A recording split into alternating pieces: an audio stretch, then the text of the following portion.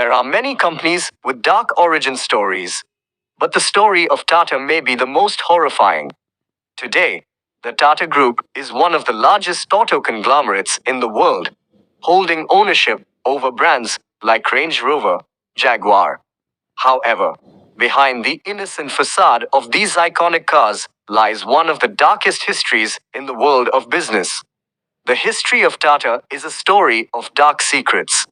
Welcome to the disturbing true story of Tata.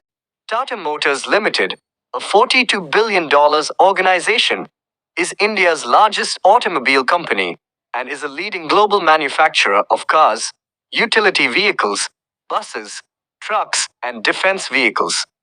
Incorporated in India in the year 1945, Tata Motors is a part of the over $100 billion Tata Group founded by Jamsetji Tata in 1868. Recognized for its world-class quality, originality, engineering, and design excellence, the company is on the path of shaping the future of mobility in India. Sustainability and the spirit of giving back to society is the guiding philosophy, and good corporate citizenship is strongly embedded in their DNA. With a large global footprint, the company has consolidated its position as the Tata Motors Group through mergers and acquisitions.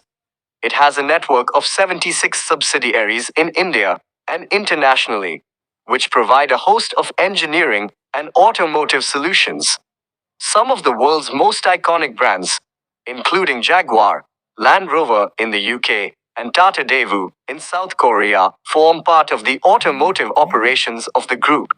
Tata Motors entered the passenger vehicle market in 1991 with the launch of the Tata Sierra, a multi-utility vehicle.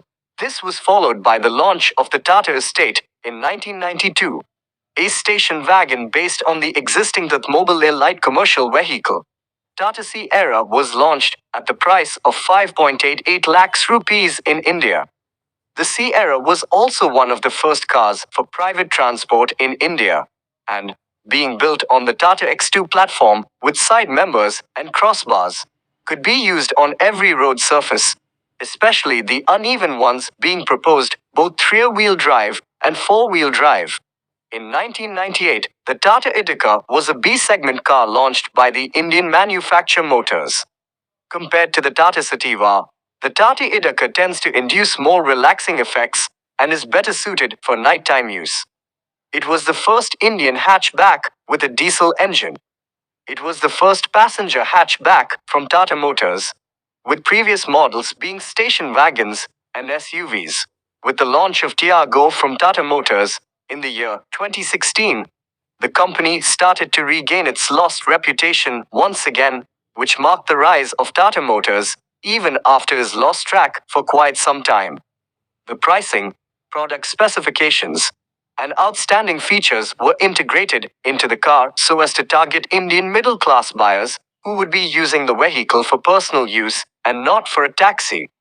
Before this, a lot of Tata cars were predominantly going to taxi segments.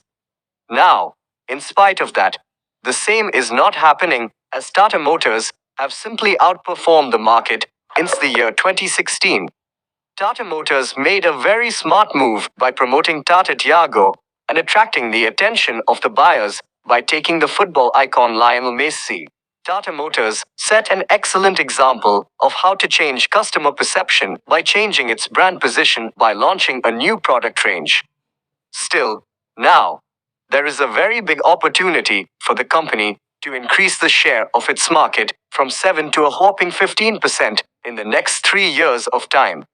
Thus was born the Tata Nexon, the popular crossover SUV that has since built up a steely reputation for its safety features, affordability, road presence, and performance.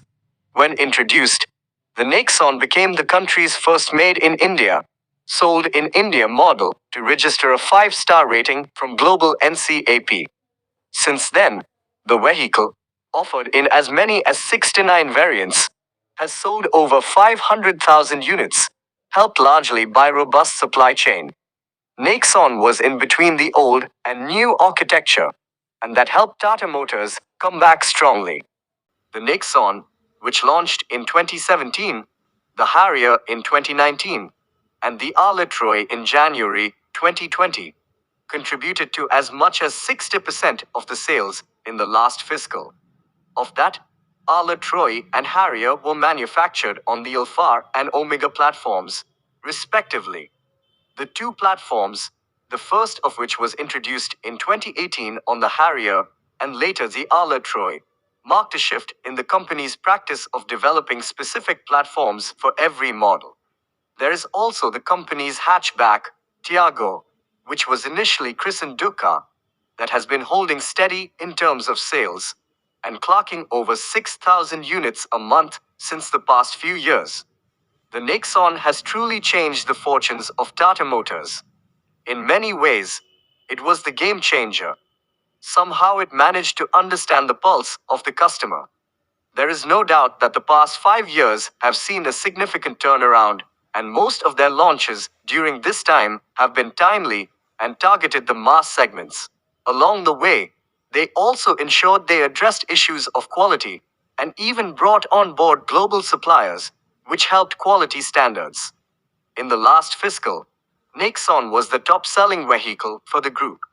The journey of winning back of Tata Motors' market share has been on the back of a long-term strategy, which took into consideration the changing market trends in terms of changing customer preferences, segmental shifts, regulatory changes, and technology shifts.